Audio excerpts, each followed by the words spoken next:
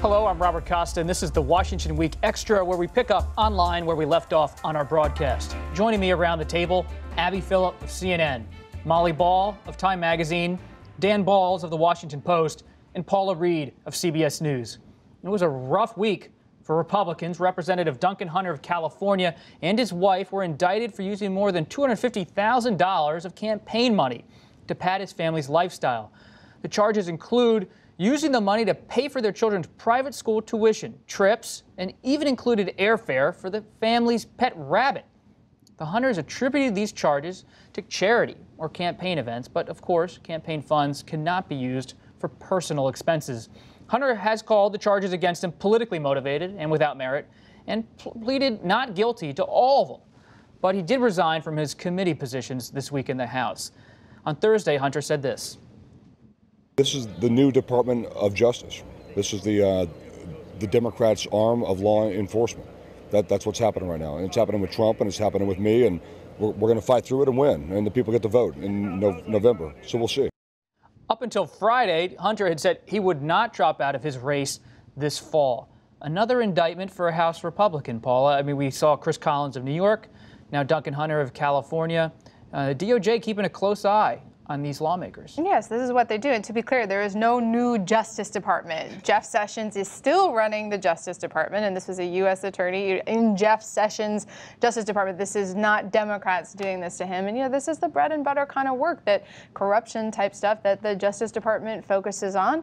And this is not something that if you try to push through, that a jury is very sympathetic about. Most people don't fly their pet rabbit anywhere or get to go on trips to Hawaii. So this is the kind of thing that's deadly serious. And this is not a political conspiracy. I read this indictment. The charges are clearly supported by a significant amount of evidence. So it remains to be seen whether or not he wants to plead to make this go away or if he wants to fight it. Politicians who try to fight this stuff doesn't go well with juries. Dan, maybe I'm wrong in my read of this, but when you think back to 2006, House Republicans struggled with this whole corruption argument against them. They lost the House to the Democrats in a wave. You would think these kind of indictments for House Republicans these days would maybe play into a similar narrative, but maybe it's because of Trump being overwhelming in the national discussion.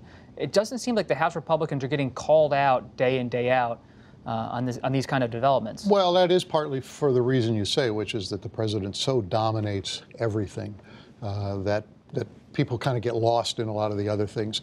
But if you put what happened this week with Chris Collins and then with the various ethics issues involving members of the Trump administration, there is a compelling case that the notion of draining the swamp, quote unquote, has not happened under President Trump. And Democrats may be able to make an argument about that in the context of we need a check on this administration, and the one way to do that is to put one of the houses of Congress in the hands of the Democrats. I think that's the way they try to go at it. In fact, you do hear the Democrats using the exact same talking point that they used in 2006 when Nancy Pelosi was there then and she's there now, and it's the culture of corruption, trying to, fairly or not, implicate all Republicans in the sins of a few. And I think, it works because it is partly about Trump. If you are a Republican member of Congress, you spend your days hiding from reporters who want to ask you about Trump.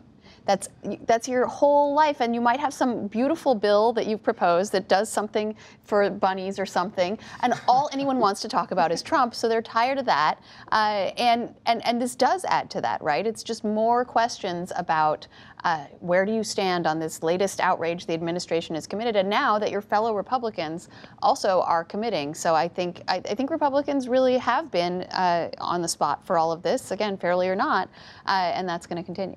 What is also potentially problematic for Republicans is what Duncan Hunter is doing, which is taking Trump's argument against the DOJ and using it as a blanket explanation for some pretty apparent grift. And that's not just a Duncan Hunter phenomenon. I think we've seen down ballot a lot of Republican lawmakers under siege for various alleged illegalities are using Trump language, Trump arguments to try to defend themselves. And I think that's what also makes it about the president. It's that they are really just adopting his whole ethos around dealing with his own legal problems. And not every problem is the same. I think some voters will see through certain things. As Paula pointed out, it's pretty clear that flying around your pet rabbit with campaign money is not appropriate. You think, Dan, back to the corruption in political history, right?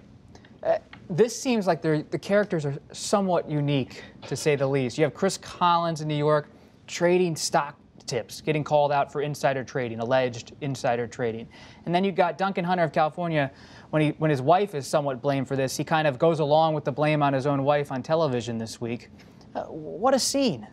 Well, it is, although in a sense it's not that new. I mean, there has been public corruption throughout history. And, as Paula said, U.S. attorneys for many, many years have pushed this. I mean, Chris Christie, when he was the U.S. attorney, put a lot of people in jail for various kinds of things. Misuse of campaign funds is not, Duncan Hunter isn't the first person to have been charged with that.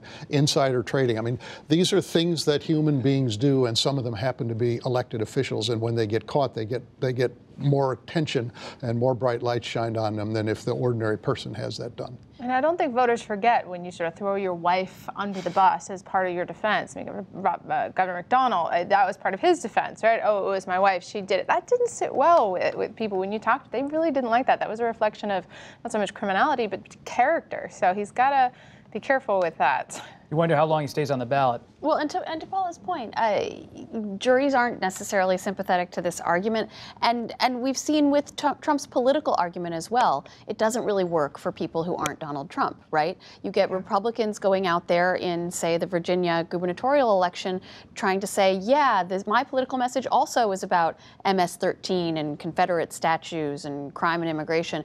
Didn't work for them the way it worked for Trump. So it may be also that this argument about the legal system, the argument that the Justice Department is out to get me and it's all a conspiracy and there's a rigged witch hunt, that also may be a particular type of magic that only works for Trump and doesn't work for all of his acolytes. President Trump made a surprise announcement on Twitter on Friday that he is asking Secretary of State Mike Pompeo to cancel his 4th trip to North Korea. The president said he didn't think the North Koreans were making enough progress on their nuclear agreement with the U.S. and said China was partially responsible for this, and attributed that to the administration's trade battle and with China that's been ongoing. But the president's not ruling out upcoming talks. He tweeted, Secretary Pompeo looks forward to going to North Korea in the near future, most likely after our trading relationship with China is resolved. I would like to send my warmest regards and respects to Chairman Kim. I look forward to seeing him soon, the president tweeted. Trump has hailed the June Singapore summit with the North Korean leader as a huge success and said the country no longer posed a nuclear threat to the world. But the agreement was vague and would be hard to verify. The International Atomic Energy Agency issued a report this week that said North Korea was continuing its weapons activities, nuclear weapons activities, and has been unable to conduct the inspections that it wants to. Who's conducting foreign policy in this administration? It's reports that State Department was shocked by how this all played out on Friday. They were planning to go on this meeting. I mean, Pompeo had actually just announced it publicly. State Department officials are working behind the scenes to, brief their allies in Europe and elsewhere about their objectives for the meeting. And then suddenly it's called off. But it's called off because there has been a longstanding situation with North Korea in which there has been no progress. And the president has denied that publicly, but privately it's been a source of frustration. And I think everyone looking at the situation has been talking about that. The administration has been denying it. Now I think they're acknowledging it because they have really no choice. He may very well be right about the fact that China is not helping him out here, but at the same time, that's because he chose to wage a single-handed war against China on trade at a time when he's also trying to get China to help him with North Korea.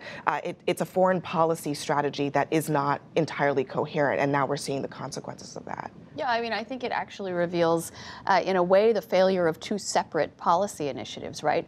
On the one hand, it is, as Abby said, a tacit acknowledgement that the North Korea deal wasn't really a deal at all, and there hasn't been very much progress there. It is also a tacit acknowledgement that this trade war with China is having a lot of unpredictable effects. And one of the effects, although I suppose it could have been predicted and was by a lot of people, but one of the effects is when you're waging a trade war on someone, they don't want to be your friend in other ways and help you with other things you're trying to do. There's no way to get a deal with North Korea without the assistance of Beijing. And so, he also did call off the North Korea summit like 5 minutes before he actually went to the North Korea summit. So this may all be a false alarm. Right.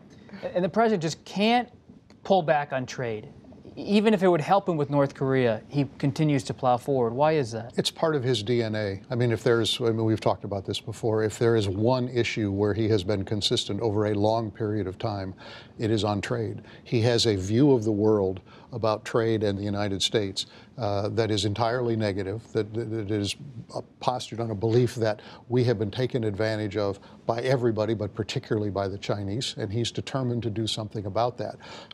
The problem is what he's determined to do is kind of, blow things up without a clear strategy of how to get to a conclusion. For whatever reason, he may have thought he and the Chinese could compartmentalize North Korea here, cooperation, trade here, combat. But it has not worked out that way. And as we know, for whatever he had to say about the meeting in Singapore with the North Korean leader, there was nothing concrete that came out of that would lead you to believe that there was, in fact, an enforceable agreement. So they've been dealing with kind of a mirage on that, and it's been left to Secretary Pompeo to try to put flesh on those bones, and that's been very, very difficult. And the last time Pompeo went to North Korea, he was embarrassed very publicly. He was expecting to meet with Chairman Kim and didn't. They were late to meetings. I mean, they clearly made it so that it was an uncomfortable meeting for him the last time around. There was a risk of a repeat performance this time around. So I think the administration has been back on their heels on this issue for quite some time now. But when you walk around the West Wing and you walk up to the press office area, there are these pictures, big blow-up pictures of Chairman Kim and President Trump. And in some ways, it appears behind the scenes, the administration already got what it wanted, which was that picture, even if the details are still being worked out. Well, that picture may not age very well. I mean, I think one of the things, too, one of the reasons you see that is because that is something that he believed was a foreign policy accomplishment. To him, he thought this was an achievement. I know for a time it certainly took the attention off of all of his legal and political problems here at home, but it'll be interesting to see if that picture is still hanging up in 6 months. Have you seen it over there? Well, they rotate them pretty frequently, really? but maybe it's rotated out. I think it was also astonishing. I saw it there, I did. It was astonishing to people that this man who is accused of mass murder and all kinds of horrific crimes was just literally hanging up in a place of prominence in the West Wing. Right on the way to the Oval Office? Right on the way to the Oval Office so the president could see it. We'll leave it there. That's it for this edition of the Washington Week Extra. While you're online, check out our Washington Weekly News Quiz. I'm Robert Costa. We'll see you next time.